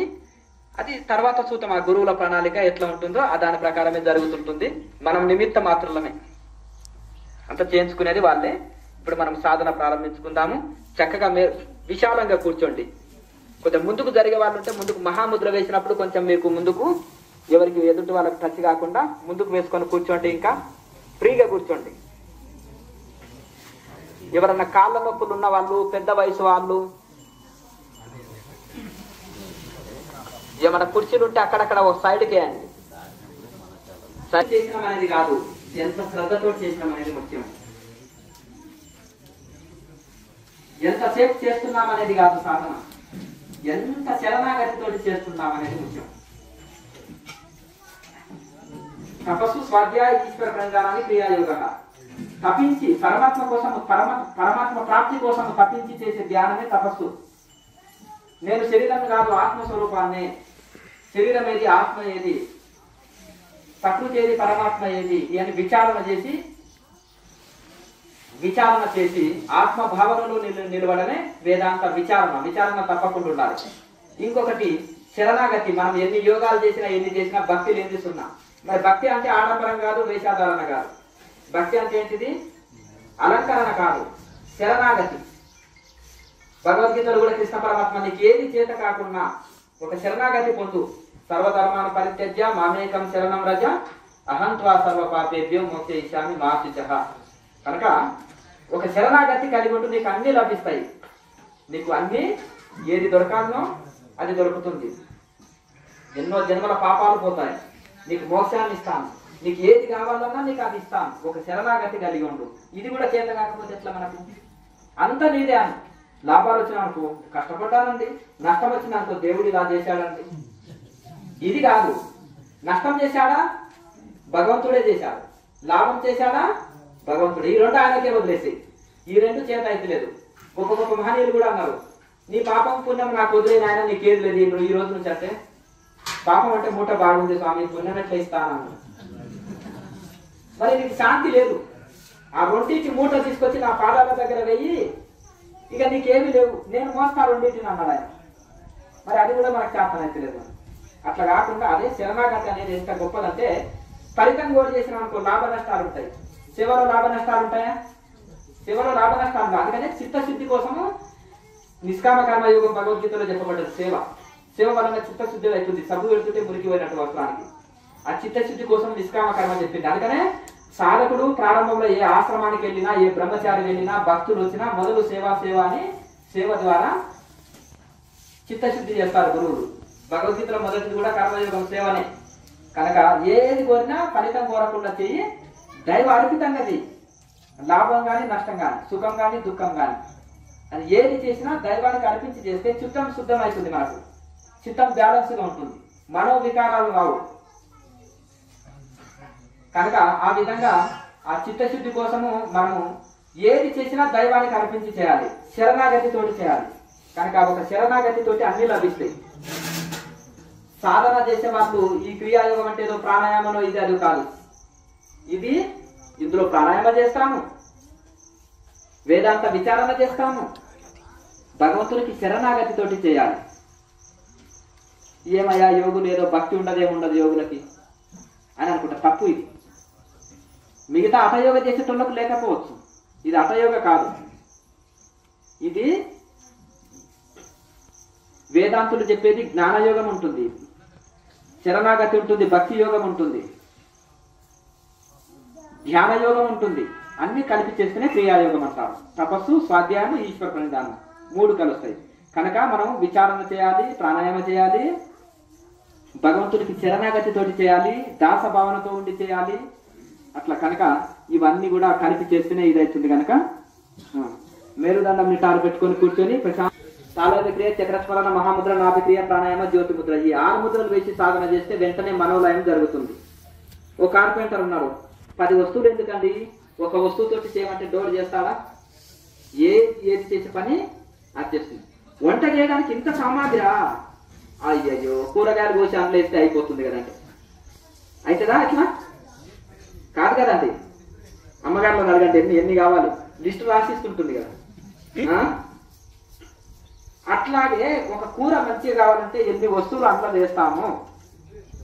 ఇది కూడా యోగం కూడా ఊరికి ఇట్లా కూర్చుంటే అయిపోతుందా? చాలా మంది ఒక ఫ్యాషన్ అయిపోయింది. ధ్యానం అంటే ఏదో ఒక కాన్సెప్ట్ తీసుకుంటారు, ఇక ఇదే ధ్యానం అంటారు. ధ్యానం అంటే నిర్విషయం మనః. ధ్యానం అంటే ఏంటిదయ్యా? నిర్విషయం మనః. ధ్యానం నిర్విషయం మనః. చెప్పండి, ధ్యానం నిర్విషయం మనః. ధ్యానం నిర్విషయం మనః. ధ్యానం నిర్విషయం మనః. ధ్యానం అంటే ఏంటిదయ్యా? ఒక ఆయన ఏమంటాడంటే ముక్కు మీద దృష్టి పెట్టాయా, అదే ధ్యానం అంటున్నాడు. ఒక ఆయన ఏమంటాడంటే ఇక్కడ మాడు భాగంలో దృష్టి పెట్టాయా అని ఒక ఆయన అంటున్నాడు. ఒక ఆయన పూర్వ మధ్యంలో పెట్టా అంటున్నాడు. ఒక ఆయన శ్వాస మీద పెట్టాయా ధ్యాస అంటున్నాడు. ఇంకొక ఆయన ఇంకొక లాగా చెప్తున్నాడు. ఇవి కాదు ధ్యానం అంటే. ధ్యానం అంటే ఏంటిదయ్యా? ధ్యానం నిర్విషయం మనః. మనసుని నిర్విషయ స్థితి చేయడమే ధ్యానం తప్ప ఈడబెట్టడం ఆడబెట్టడం ధ్యానం కాదు. దృష్టిని ఈడబెట్టడం ఆడబెట్టడం ధ్యానం. కాకపోతే మనం చేసేవి అన్నింటికంటే ప్రాసెస్, ఇవన్నీ ఈ టెక్నిక్స్. ధ్యానంలోకి వెళ్ళడానికి ప్రారంభంలో చేసే టెక్నిక్లే కానీ ఇదే ధ్యానం కారాదు. ఇది చెప్పాలి, ఇది తప్పకుండా చెప్పాలి. ఇవి ధ్యానంకి వెళ్ళడానికి అనేకమైన టెక్నిక్స్ ఉన్నాయి, కానీ ఇదే ధ్యానం కాదు. ధ్యానం అంటే ఏంటిది? ధ్యానం నిర్విషయం మనః. మనసులో ఏ ఆలోచన రహిత స్థితి, నిశ్చల స్థితి, అదే నిజమైన ధ్యానం. కనుక ఆ నిశ్చల స్థితికే ఇందులో ఎన్ని చెప్పినాము, ఇన్ని రకాల సామాగ్రి వేస్తేనే వంట ఎంత చక్కగా అవుతుందో, ఇవన్నీ కూడా ప్రతి ముద్ర కూడా మీకు ధ్యానానికి పరమాత్మకు దగ్గరికి తీసుకెళ్తుంది. మీ మనసును అంతర్ముఖం చేస్తుంది. ట్రైన్కు 2 ఇంజన్లు ఉంటాయి. ఒకటేమో ఒక ఇంజన్ ఏమో ముందుకు లాక్కొని వెళ్తుంది, ఒకటేమో వెనక నుంచి తోస్తుంది సూపర్ ఫాస్ట్కు. అవునా కదా? ఒకటేమో ముందుకు లాక్కొని వెళ్తుంది, వెనక ఇంజన్ మళ్ళీ ముందుకు తోస్తూనే ఉంటుంది. 2 ఇంజన్లు ఎందుక, ఒక ఇంజన్ సరిపోదంటే, మరి ఇది కూడా క్రియాయోగం అనేది ఏంటంటే ఫ్లైట్ మార్గం లాగా ఒక్కొక్క ముద్ర నిన్ను అంతర్ముఖం చేస్తుంది. ఒకటి అంతర్ముఖం చేస్తుంది, ఒకటి పరమాత్మలో నిశ్చలంగా ఉంచుతుంది, ఒకటి దైవ కృప కలుగుతుంది, ఒకటి నీ శరీరాన్ని అంతా ఫిల్టర్ చేస్తుంది, నాడులని శుద్ధి చేస్తుంది ప్రాణాయామ, మనసును అంతర్ముఖం చేస్తుంది, వేదాంత విచారణ మనసు బయటికి వెళ్లకుండా చేస్తుంది, ఈ సమర్పణ భావనతో శరణాగతితో ఉంచుతుంది, అహంకారం రానియదు. దాసభ భక్తి అంటే దాసభావన. నేను దీనుని దాసభావన ఉంచుతుంది. నీలో అహంకారం పెంచదు భక్తి యోగం. కనుక ఆ విధంగా ఆ యొక్క భగవంతుడికి మనం దగ్గర చేస్తుంది ఈ శరణాగతి అనేది. యోగం అనేది నాడులు శుద్ధి చేసి మనసు ఏకాగ్రత కుదురుతుంది. మనసు బయటికి వెళ్లకుండా వేదాంతం నిన్ను రక్షిస్తుంది. ఈ ప్రపంచం అంతా మాయా, బ్రహ్మ సత్యం జగత్ మిథ్య అని వేదాంతం చెప్తుంది. ఈ శరీరం నేను కాదు, నేను ఆత్మస్వరూపాన్ని అని వేదాంతం చెప్తుంది. ఈ ప్రకృతి అంతా వచ్చిందే, అందులో ఉండే ప్రతి జీవిలో ఉండే ఆత్మనే సత్యం అనేది వేదాంతం చెప్తుంది. కాబట్టి ప్రపంచంలోకి మనసు వెళ్లకుండా నీకు వేదాంతం అనేది మనసు నిశ్చలంగా చేస్తుంది. మనసును చెలించకుండా చేసేది యోగము, బయటికి వెళ్లకుండా చేసేదేమో వేదాంతము. నాడులు శుద్ధి చేసి మనో ఏకాగ్రత పెంచి నీకు చక్కటి జ్ఞానానికి కావాల్సిన శక్తినిచ్చేది ప్రాణాయామాభ్యాసం. అన్ని కావాలి. ఉప్పు లేనిది కూర కుదరదండి అంటే మొత్తం ఉప్పు వేసేది చేస్తావా కూర? మరి ఉప్పు లేనిది కూర టేస్ట్ రాదు. పొదవుడికి ఉప్పు లేక రుచి పుట్టలేదా అంటాడు. నువ్వు ఎంత మంచి వంట చేసినా అంతా కొంచెం ఉప్పు లేకపోతే రుచి రాదు కదా. అవధూతలు వదిలేయి. భోజన ప్రియులకి మరి అన్ని కరెక్ట్ ఉంటేనే మనం ఇది అవుతుంది కదా. ఎవరైనా సరే ఇప్పుడు ఋషులు అంటే ఏదైనా తింటారు, వాళ్ళని వదిలేసేది. మా సామాన్యుడి కోసం చెప్తున్నాను. కనుక అలాగే అట్లని మొత్తం ఉప్పేసి చేయలేము కదా. అలాగే ఏది ఎంత అవసరం, ఎంత ప్రమాణం అవసరం, ఎంత మోతాదులు అవసరం, ఒక ఫార్ములా ఉంటుంది. ఒక ట్యాబ్లెట్ కానీ, ఒక టానిక్ కానీ, ఒక కంపెనీ కానీ, ఒక వస్తువు కానీ ఒక ఫార్ములా ప్రకారం చేసినప్పుడే అది కరెక్ట్ గా పనిచేస్తుంది. సైన్స్ సూత్ర ప్రకారం. ఇప్పుడు ఫ్లైట్ నడవాలంటే అన్ని ఫార్ములా కరెక్ట్ గా ఉండి కరెక్ట్ గా వెళ్తేనే ఫ్లైట్ గమ్యం చేరుకుంటుంది. అందులో ఏది కొంచెం ఫార్ములా మిస్ అయినా ఫ్లైట్ కింద పడిపోతుంది. ఏ ఆధారం లేకుండా గాలి వెళ్ళే ఫ్లైట్ కరెక్ట్ ఒక ఫార్మాలిటీ, ఒక సూత్రం మీద పనిచేస్తుంది, ఒక ఫార్ములా ప్రకారం పనిచేస్తుంది.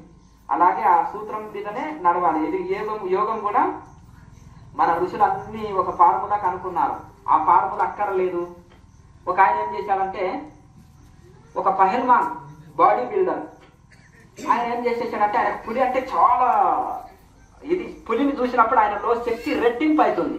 నేను పులిలాగా పోరాడాలి, ప్రత్యర్థిని ఓడించాలి అనే వస్తుంది. అయితే అక్కడ ఒకసారి ఏం చేస్తానంటే ఆయన పట్టగొట్టు పొడుస్తారు కదా, అది అతని దగ్గరికి వెళ్ళి నాకు ఈ యొక్క ఆముసుకున్నది కదా చేతికి పెద్ద పులి ఉండాలి, ఇట్లా నేను ఇట్లా చూసుకున్నప్పుడు నా శక్తి రెట్టింపు అయిపోయి ప్రత్యర్థిని ఓడించాలి, నాకు పులి అంటే చాలా ఇష్టము, పులిలాగా పోరాడాలని ఆయన ఏం చేశాడంటే పులి బొమ్మ ఆయన ఏం చేశాడు డ్రిల్ చేస్తున్నాడు. అబ్బా తట్టుకోలేకపోతున్నాను, ఏంటయ్యా బాబు ఇట్లా పొడుస్తున్నావు సూదులతోటి, ఏం చేస్తున్నావు అంటే టైగర్ బొమ్మ అండి, టైగర్ది మరి ఏమన్నావు కదా వేస్తున్నానంటే ఎక్కడ వేస్తున్నామంటే చెవు నుంచి ప్రారంభించినండి. స్టార్టింగ్ లా వెదవ చెవు లేకుంటే సరిపోతుందయ్యా బాబు, కొట్టేసే పులి బొమ్మ అన్నాడంట. ఆ చెవు లేకుండా సరే తలకా నుంచి స్టార్ట్ చేశాడు. ఏం చేస్తున్నావయ్యా అంటే తల దగ్గర స్టార్ట్ చేసినట్టు, వెదవ తల లేకుండా సరే అయ్యా తట్టుకోలేకపోతున్నాను ఆ తల అన్నమాట. ఇప్పుడు ఏం చేస్తున్నావా అంటే కన్ను అండి, కన్నుని డ్రిల్ చేస్తున్నా అంటే వెదవ కన్ను లేకపోయా అసలు తట్టుకోలేకపోతున్నాను నొప్పికి అంటున్నాడంట. ఇక మరి ఇంకా మళ్ళీ ఇది చేస్తుంటే ఇప్పుడు ఏం చేస్తున్నావయ్యా ఇంకా అంటే దాన్ని తోకని చేస్తున్నానంటే ఆ వెదవ తోక లేకపోయా తట్టుకోలేకపోతున్నాను నొప్పికి అన్నాడంట.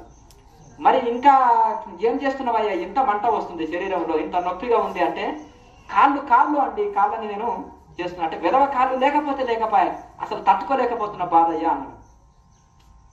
భలే ఉన్నారండి మీరు, కన్ను లేకపోయా, చెవు లేకపోయా, ముక్కు లేకపోయా, తల లేకపోయా, తోక లేకపోయా, పులి అట్లా అవుతున్నాను, అంత ఓర్పు లేని వాళ్ళు ఎందుకు వేసుకుంటున్నారండి పులి బొమ్మని చేతికి అని అన్నారంట. అంటారా అన్నారా, అతనికి ఓపిక నశించింది అనేసారంట. అంతేనా కదా,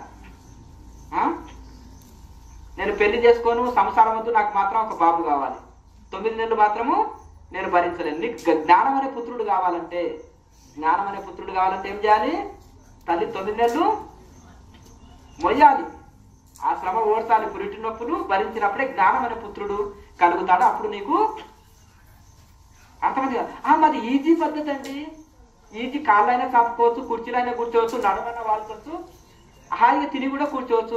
no formulas, no rules, no principles, no శాస్త్రాస్. ఋషులు ఎందుకు నియమాలు పెట్టారంటే వాళ్ళు మూలాధార చక్రంలో ఉన్నారు. శంకరాచార్యకి తెలియదు, వివేకానంద స్వామికి తెలియదు, అష్టావక్రుడికి తెలియదు, యజ్ఞవల్కుడికి తెలియదు, సప్త ఋషులకు తెలియదు. వాళ్ళ ఫోటోలు వాడుకుందాం, వాళ్ళ పేర్లు వాడుకుందాం, వాళ్ళ పుస్తక పేర్లు చెప్పుకుందాం, వాళ్ళ శాస్త్రాలు వాళ్ళది మాత్రం వాళ్ళ సాధనలు మాత్రం వద్దని చెప్పరు. పేరు వాడేసుకుందాం, ఐఫోన్ అని వాడుకుందాం, వారి బ్రాండ్ వాడుకుందాం, కానీ అది డమ్మీ ఫోన్ పెడతాం మనం. ఇప్పుడు ఇట్లా ఉంది. అట్లా ఇది కూడా మనం కూడా ఎట్లా తయారైపోయినామంటే ఈజీ అని కూర్చొని నిద్రపోయే కాడికి వచ్చేసినాం. ఇంకొక ఆయన ఏకంగా వాళ్ళ గురువు కూర్చొని నిద్రపోగొడితే ఈయన పడుకొని నిద్రపోగొడుతున్నాడు. ఇక్కడ హాయిగా శివాసనంలో పడుకొని మ్యూజిక్ పెట్టేసి ఇక మీ బాడీ రిలీజ్ అయింది, గత జన్మలు చూసుకున్నారు, ఆ 1,00,000 రూపాయలే కట్టుకోండి, ఫీజు ఎక్కువ ఏం లేదు. ఎందుకంటే 400 ఎకరాలు ఆడ తీసేసుకున్నాను, మొత్తం ఉన్నాయి ఇంకా ఇవి కట్టేది. ఎందుకంటే అంటే మరి ఆ రూమ్ లో ఏమైనా ఫ్రీ ఇస్తావా గురువు గారు అంటే మస్తు ఉంటాయి, ఫీజులు ఉంటాయి, లేదు దానికి మెయింటెనెన్స్ ఉంటుందండి. నాకు పిల్లలే లేరు, ప్రపంచం అంతా పిల్లలు అంటారు, మరి నీ పిల్లల ద్వారా నువ్వు ఫీజులు ఎందుకు తీసుకుంటున్నావు, చెవులో పువ్వు పెట్టనికనా, అంతే కదా. అట్లా ఇది ఇట్లా ఉంటే ఇట్లా అయిపోయింది. మరి కనుక ఈ కలియుగం అంటేనే మాయ ప్రభావం ఎక్కువ ఉంటుంది.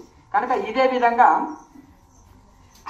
మరి ఈజీ పద్ధతి అనేది ఎంతవరకు వచ్చిందంటే ఇంతవరకు వచ్చింది. ఋషులు చెప్పిందే చాలా ఈజీ పద్ధతి. కఠినమైన పద్ధతుల్లోకి వెళ్ళి సింపుల్ గా తీసుకొచ్చి వెన్న తీసుకొచ్చి చేతులు పెట్టినట్టు మన క్రియాయోగం అందించారు. ఈ మాత్రం చేయకపోతే ఎట్లా, అర్థం కదా. ఇప్పుడు చూడండి, మొన్న పౌర్ణానికి ఒక 5-6 మందిని నేను లైవ్ లో కూడా చూపెట్టిన. 70 ఏళ్ళోళ్ళు, 80 సంవత్సరాలోళ్ళు 5-6 గంటలు కూర్చొని సింగిల్ సిట్టింగ్ లో ధ్యానం చేస్తున్నారు. ఇతర సంస్థలో 20 ఏళ్ల కుర్రాడు కూడా 5 నిమిషాలకు వికెట్ అవుట్, గురక పెడతానే ఉంటాడు. ఇక్కడికి 4 యువకులు వచ్చారు, ఒక్కొక్క పిల్లర్ చూసుకున్నారు, వీపు ఆమించారు, దానికి కాళ్ళు బారున స్తంభాల్లాక కాళ్ళను దాపుకున్నారు, నడువుని బాణం లాగా వంచేశారు, నడువుని బాణం లాగా వంచేసి ఇంకా గురక పెడుతున్నారు. ఏం చేస్తున్నారు, జ్ఞానం అండి గురువుగారు, ఇక్కడ ఎనర్జీస్ బాగా ఉంటాయి అని ఇక్కడికి వచ్చినానండి, ఇక్కడ బాగా నిద్ర వస్తుంది హాయి, ఎందుకంటే అడవి కదా, చల్ల గాలి బాగుంది, హాయిగా నిద్ర బాగా వస్తుందండి. ఎవరికి లాభం దీని వలన, అంతేనా కదా. అట్లా ఇప్పుడు అటు గురువుకు లేదు, శిష్యుడికి లేదు, లాభం లేదు దీంతో. అది చేసేది సమ్యక్ ధ్యానము, కొద్దిసేపు చేసినా కానీ రైట్ మెడిటేషన్ చేయండి, రైట్ ఎక్స్పీరియన్సెస్ వస్తాయి. రాంగ్ ధ్యానం చేస్తే రాంగ్ ఎక్స్పీరియన్సెస్ వస్తాయి. చాలా మంది అదే నడుము నొప్పులు వచ్చి నాకు మెడ నొప్పులు వచ్చి 20 ధ్యానం అంటాం. మళ్ళీ ఎందుకు ట్రైన్లో పోతుంటాం, బస్సులో పోతుంటే కాసేపు తల వాలి నిద్రపోతే ఎంత సమంత నొప్పి పడుతుంది. ఒక గంట సేపుకి అట్లా పడితే వీళ్ళు 4 ఏళ్ళు 3 ఏళ్ళు ఏదో నిద్రపోతే ఏముంటుంది, మెడనరాలు దెబ్బతింటాయి కదా. అందుకే శాస్త్రీయంగా తెలుసుకొని దాన్ని చేయండి. ధ్యానం మంచిది, దాన్ని తప్పు పడతారు, దాన్ని శాస్త్రీయంగా చేయాలి. ఇప్పుడు ఉప్పు రుచి వస్తుందని 1 కిలో ఉప్పు వస్తే ఎట్లుంటుంది దాంట్లో కూరలు విషయం అవుతుంది. అదే అలాగే ఫార్ములా ఉంటుంది, టాబ్లెట్కి ఫార్ములా ఉంటుంది, దీనికి ఫార్ములా. ఓన్కి నిద్రపోతుంటే ఏముంటుంది, ఏమిటో మత్తు ఉంటుంది. రాత్రి పూట పడుకొని మత్తులే ఉంటుంది, పగలు కూర్చొని మత్తులే ఉంటుంది, లాభమే ఉంది. ఒక ఆయన అంటుండే మత్తు వదలరా నిద్ర మత్తులు వదలరా. ఆ మత్తు వదిలించుకోనికనే ధ్యానం అర్థం. మళ్ళీ ఆ మత్తులోనే గడుపుతుంటే ఎట్లా? కనుక ఒక్కొక్కరిది ఒక ఫార్ములా ఉంటుంది. జనాలను ఆకట్టుకోనిక ఆయన డ్రగ్స్ పెడతాడు. ఆయన ఉంటుండే, ఆయన పేరు కలికి. ఇక తీర్థాలుల్లా నీళ్ళుల్లా ఏడవైనా వాడికి డ్రగ్స్ మాయమే. వాడికి అదో పెద్ద రోగం. డబ్బులు బాగా కట్టించుకొని ఉంటాడు కదా, లారీలో డ్రగ్స్ అండర్ గ్రౌండ్ నింపేస్తాడు. అయిపోయి మత్తులో ఊగిపోతుంటారు అందరూ. ఓషో ఇదే బాపతి కదా, మొత్తం డ్రగ్స్ తినబెట్టడము, సిగాలు ఊగించడం, ఎనర్జీ అంతా. ఈయనది కూడా అదే బాపతి, ఎగిరెగిరి పడుతుంటారు. అంతా పోయొచ్చిన వాళ్ళు కూడా సాక్ష్యాలు ఉన్నారు. అర్థమండి కదా. అంటే మత్తులో ఉంచడం అని. యోగమే గొప్ప మత్తు అంటారు. హిమాలయంలో ఋషులు ఏమంటారు అంటే యోగానికి మించిన నిశా లేదు ప్రపంచంలో. ఒకడు వైన్ తాగి నిశాలో ఉంటాడు, ఒకడు సిగరెట్ తాగి, ఒకడు గుట్కా తాగి తిని, ఒకడు డ్రగ్స్ వాడి నిశాలో ఉండడానికే ప్రయత్నం చేస్తున్నాడు. కానీ భక్తికి మించిన నిశా లేదు. ఆ నిశాలో ప్రపంచాన్ని మర్చిపోయినాను, నాకు ఒక లైఫ్ ఉంది అనేది కూడా మర్చిపోయినాను అంటారు వాళ్ళు. అర్థమైందిగా. మీకు అమ్మ నాన్న గుర్తు రాలేదా అండి? చిన్నప్పుడు వచ్చేసారు. ఫ్యామిలీ గుర్తు రాలేదా? లేకపోతే కొంతమంది, ఒక ఆయనకు 60 ఏళ్ల వయసులో వైరాగ్యం వచ్చింది, పిల్లలకు సంసారం అప్పచెప్పి అడవిలో పోయిండు. మళ్ళీ మీకు భారీగా పిల్లలు గుర్తు రాలేదా స్వామి అంటే, నాకు ఒక లైఫ్ ఉంది, నాకు ఒక ఫ్యామిలీ ఉంది అనేది కూడా మర్చిపోయినా నాయన, నాకు ఏది గుర్తుకు లేదు అంటారు వాళ్ళు. అర్థమైంది కదా. మరి ఎందుకంటే అది భక్తే గొప్ప నిశాలు. ఆ తన్మయత్వంలో ప్రపంచాన్ని అంతా మర్చిపోయి ఉంటారు. అట్లా అందుకనే ఆ విధంగా ఆ భక్తి తన్మయత్వంలో ప్రపంచాన్ని, శరీరాన్ని మర్చిపోయి యోగులు ఉండగలుగుతారు. కనుక ఆ విధంగా మనం ఆ నిశాని కోరుకోక ఈ భౌతికమైన నిశాలు కోరుకుంటున్నాం. అట్టి దాంది కాకుండా మళ్ళీ ఈ యొక్క మనము కనుక ఆ ఋషులను అనుసరిస్తే ఏంటంటే ఇవి శాస్త్రీయంగా మనం సాధన చేస్తే గొప్ప లాభం పొందుతాం. అశాస్త్రీయంగా చేస్తే దానివల్ల టైం వేస్ట్, లాభం లేదు. ఎందుకంటే ఇక్కడ 70-80 ఏళ్ళ వయసు వాళ్ళు కూడా అంత చక్కటి ధ్యానం చేసి చూపిస్తున్నారు. వాళ్ళని ఇన్స్పైర్ అవ్వాలి కదా యూత్, వాళ్ళని ఆదర్శం తీసుకోవాలి కదా. యూత్ ఎట్లా అంటే అట్లా కాళ్ళు చేతులు వంగుతాయి. నిన్న ఈ రోజు ఒక ఆయన ఇంటర్వ్యూ చెప్పాడు ఒక స్వామి, నిజంగా నువ్వు యోగం చేస్తే లబ్బర్ దాకా నీ శరీరం అయ్యి ఎట్లా అంటే అట్లా తిరుగుతుంది అంటాడు. అంటనా కదా. మరి ఆ నడువులో నొప్పి వస్తుంది అంట చక్కగా కూర్చుంటే, ఒక గురువు గారు చెప్తాడు. కాళ్ళ నొప్పి వస్తుంది కదా, కాళ్ళు చాపుకోబోయి. నడువు నొప్పి వస్తుంది, వాడిపోబోయి. అర్థమైంది కదా. ఆకలి వేస్తుంది, నిండా దీన్ని కూర్చోయి అంటాడు. ఏంటిది? ఆయన ఏం చెప్తున్నాడు? ఆయన స్వయం అనుభవం. ఆ స్వామీజీ చెప్పేది స్వయం అనుభవం. నీ శరీరం ఒక ప్లాస్టిక్ లాగా, ఒక ఏది మన లబ్బర్ ఉంటుంది కదా, దాని లాగా అయిపోతుంది అంటాడు. ఈ రోజు ఇంటర్వ్యూలో వచ్చింది చూడండి, ఈరోజు కేఎంసీ ఛానల్లో వచ్చింది. ఆయన ఏం చెప్తున్నాడు? అట్లా అంటున్నాడు. ఆయన 20 గంటలు కానీ కూర్చుంటాడు రాయిలాక. అట్లే తమిళనాడు నుంచి వదిలిపెట్టి అటువైపు తల కూడా పెట్టి పండుకోలేదంట. మళ్ళీ ఇంటి దిక్కు తమిళనాడు నుంచి వచ్చాడు, ఊరు వదిలి తిరిగి అన్న ఊరి వైపు తల కూడా పెట్టి పడుకోలేదంట మళ్ళా. ఎందుకంటే సాధనమున పనులు సమకూరు ధరలోన, రాదంటే రాజపని. మెల్లగా ప్రయత్నం చేస్తుంటే ఏమి కష్టమే ఉంది అండి. తలకిందులు గుండి చేయమంటలేం ధ్యానం. దానికి కొన్ని మినిమం ప్రిన్సిపల్స్ ఉంటాయి. భగవద్గీతలో చెప్పినట్టు ఉపనిషత్తులో కరెక్ట్ ఆ మినిమం బేసిక్ టిప్స్ అన్న వాడకపోతే ఇక లాభం లేదు. ఇంకెందుకు చేతగానోళ్ళు ఈ పులిబొమ్మ లెక్క, ఇక ఓర్చుకోలేందుకు పులిబొమ్మ ఎందుకు, ఇంకా అది చేతగాడోడికి ధ్యానం ఎందుకు, ఇంకా అవసరం లేదు కదా. అది కూడా చక్కగా కూర్చొని కూడా నిద్రపోకుండా ధ్యానం చేయలేనోడికి ఇంకా ధ్యానం ఎందుకు? ఇక ఫలితం ఏమొస్తుంది దానివలన? ఏమి లాభం వస్తుంది? కనుక సాధ్యమైనంత వరకు ఏదో శరీరం సహకరించిన వాళ్ళు కుర్చీ మీద కూర్చున్నా మేరుదండం నిటారు పెట్టుకోండి, కొంత ప్రాణాయామ అభ్యాసం చేయాలి, కొన్ని శాస్త్రీయ పద్ధతులు చెప్తాం కదా మనము. కనుక ఇక్కడ 50-60 ఏళ్ళోళ్ళు కూడా మంచి ధ్యానం చేస్తున్నారు. ఎందుకంటే వాళ్ళకు నడువు నొప్పి పోగొట్టుకున్నారు, కాళ్ళ నొప్పులు పోగొట్టుకున్నారు, కొన్ని సమస్యలు ఉంటే కూడా పోతున్నాయి, ఆరోగ్య సమస్యలు పోతాయి. మొదటి లాభము క్రియాయోగంతో ఆరోగ్యం సరి చేసుకోవడం అనేది చాలా చిన్న విషయం. ఇది అసలు కౌంటే కాదు, లెక్కలోకే రాదు. మొదటి లాభమే నువ్వు మోక్ష సాధన చేస్తుంటే మొదటనే ఆరోగ్యం సెట్ అయిపోతుంది. రెండో లాభం అనంతమైన శాంతి నీకు కలుగుతుంది. మూడో లాభం మోక్షం. మోక్ష సాధన చేస్తే నీకు అన్ని బెనిఫిట్స్ అందులోనే ఉన్నాయి. ఎక్స్ట్రా బెనిఫిట్స్ అంటారు. కొన్ని ఆయుర్వేద మెడిసిన్ తింటుంటే ఒక రోగానికి వాడుతుంటే 4 రోగాలు ఆటోమేటిక్గా క్యూర్ అవుతుంది. ఇప్పుడు మునగాకు ఉంది అనుకో, నీకు ఏంటిది కాళ్ళ నొప్పుల కానీ వాడినవు, కానీ కిడ్నీలను కూడా క్యూర్ చేస్తుంది నీకు తెలియకుండానే. కాల్షియం కూడా పెరుగుతుంది నీకు తెలియకుండానే. గ్యాస్ ట్రబుల్ తీసేస్తుంది నీకు తెలియకుండానే. షుగర్ కంట్రోల్ చేస్తుంది. అంటే ఎక్స్ట్రా బెనిఫిట్స్. ఈ ఆయుర్వేదంది ఒక రోగం కోసం వాడితే మెడిసిన్ ఎక్స్ట్రా బెనిఫిట్స్ ఎట్లుంటాయో అట్లా ఈ యోగం కూడా నువ్వు మోక్ష సాధన చేస్తుంటే ఇన్ని రకాల నీకు బెనిఫిట్స్ ఇంట్లో ఉంటాయి. చక్కగా కూర్చోండి. ఎవ్వరు 1000 మంది 1,00,000 మంది చెప్పినా కన్ఫ్యూజ్ కావద్దు. ఇది ఋషి పరంపర, ఇది పతంజలి మహర్షి చెప్పాడు, ఇది భగవద్గీతలో చెప్పాడు, ఇది ఋషులు చేశారు, గొప్ప గొప్ప మహానుభావులు. ఒక యోగి ఆత్మకథన పేరుని మాత్రం వాడుతున్నారు. ఆ యోగం మాత్రం వద్దు. అంతేనా కదా? ఆ పుస్తకం చదవండి, కానీ అది మాత్రము చేయొద్దు. ఆ గురువుల పేర్ల మీద ధ్యాన మందిరాలు కట్టుకుంటాం, ఋషుల పేర్ల మీద కట్టుకున్నాం. ఋషుల యోగం మాత్రం వద్దు, ఎందుకంటే మా గౌరవంలో ఇంతే కదా. ఇప్పుడు వాళ్ళకి మెయిన్ ఏంటంటే ఆ ఋషులకు ఏం తెలియకనే నియమాలు పెట్టారా? వీళ్ళు ఏం తెలియదు అంటారు ఋషులకి, అందుకని ఎక్కువ నియమాలు పెట్టారు. మేము అతీతంలో ఉన్నాం, 4 రోజులు తినకుండా చూపెట్టండి, అతీతంలో మేము కూడా నమ్ముతాము. ఏమి నిరాహారమైన యోగులు కూడా ఇంకా దాస భావనతో ఉన్నారు. నేను అందరికంటే తక్కువ అనే భావనలో ఉన్నారు. అన్ని నియమాలు పాటించాలంటున్నారు. సీతారాం బాబాకి ఏం పట్టింది? 126 సంవత్సరాల వయసులో ఇప్పటికీ ఒక దాస భావనతోటి అన్ని ఆశ్రమం పని చేసుకుంటాడు, దాసుని భావనలో ఉంటాడు, నిరాహంకార స్థితిలో ఉన్నాడు. అన్ని ఆ విధంగా ఇంకా ఆ స్థితిలో ఉన్నాడు. 20 గంటలనే లేవకుండా కూర్చుంటాడు ధ్యానంలో. అర్థమైందా? మరి ఆ స్థితిలో ఉంటే ఆయన పలికే మాటలు ఏంటిది? నియమాలు ఉండాలంటాడు ఆయన. నియమాలు లేకపోతే కుదరదు. కనుక అటువంటి మహానుభావులు ఉన్నారు. కనుక తప్పకుండా మనకు ఇవన్నీ దీని ప్రకారం పోతేనే మనం గొప్ప లాభం పొందుతాము.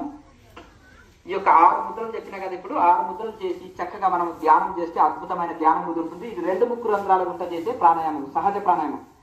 ఇప్పుడు ఇలా 2 రకాలు. కుంభకం ఓపుకున్న వాళ్ళు శక్తి కొలది చేయొచ్చు. కుంభకం చేయకుండా దీర్ఘ శ్వాసక్రియ చేశారనుకో, ఇప్పుడు నిమిషానికి 2 ప్రాణాయామాలు చేస్తే ఎంత అవుతున్నాయి? ఇప్పుడు 15 సెకండ్ 30 సెకండ్స్ కు ఒక ప్రాణాయామం చేస్తే నిమిషానికి 2 కదా ప్రాణాయామాలు. నిమిషానికి మనిషి ఎంత శ్వాస తీసుకుంటున్నాడు? 15 శ్వాసలు తీసుకుంటున్నాడు సగటు మనిషి. మరి నువ్వు నిమిషానికి 2 శ్వాసక్రియలు జరిగితే 13 ఆదా చేసినట్టే కదా. 13 శ్వాసక్రియలు ఆదా అయినట్టే కదా. మరి శ్వాస మీద పట్టు వచ్చినట్టే కాదా? ఒక కెపాసిటీ శరీరానికి ఆటోమేటిక్గా వస్తుంది. కనుక అలాగే మరి ఇంకా కొందరు కొంచెం కుంభకం చేసి శ్వాసను తగ్గిస్తారు అనుకో, వీళ్ళకి కూడా లాభం వచ్చినట్టే. కనుక ఈ 2 ప్రాసెస్ ప్రకారం ఏ విధంగా చేయొచ్చు. కుంభకం ఎక్కువ చేస్తే ఓపుకుంటే కుంభకం చేయండి. ఈ దీర్ఘ శ్వాసక్రియ మాత్రము, శ్వాసక్రియని దీర్ఘించడమే ఈ క్రియాయోగంలో మెయిన్ ముఖ్యం. ఎంత స్లో తీసుకుంటే అంత బెనిఫిట్, ఎంత స్లో వదిలితే అంత ఎక్కువ బెనిఫిట్. దాంతో శ్వాసలు ఆటోమేటిక్గా తగ్గుతాయి. శ్వాసల మీద ఆధిపత్యం వస్తుంది. శ్వాసనే మనసు, మనసే శ్వాస. కనుక శ్వాస ఆధీనంలో వస్తే మనసు ఆధీనంలో వస్తుంది. మనసు ఆధీనంలో వచ్చినప్పుడు నిశ్చలమైన నిలకడ ధ్యానం కుదురుతుంది. యోగం లేకుండా ధ్యానం కుదరదు. అట్లా కనుక అది తప్పకుండా ఇది చేయాలి.